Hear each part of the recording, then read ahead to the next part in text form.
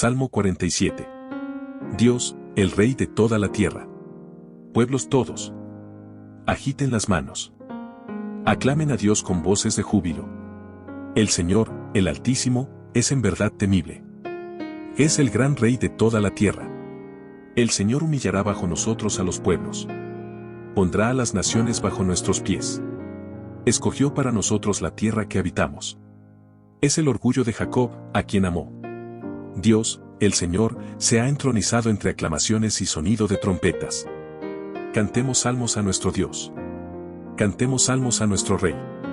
Cantémosle un salmo digno de Él. Porque Dios es el Rey de toda la tierra. Dios reina ya sobre las naciones. Dios ocupa ya su santo trono. Los príncipes de los pueblos se reúnen con el pueblo del Dios de Abraham. Dios merece ser grandemente exaltado.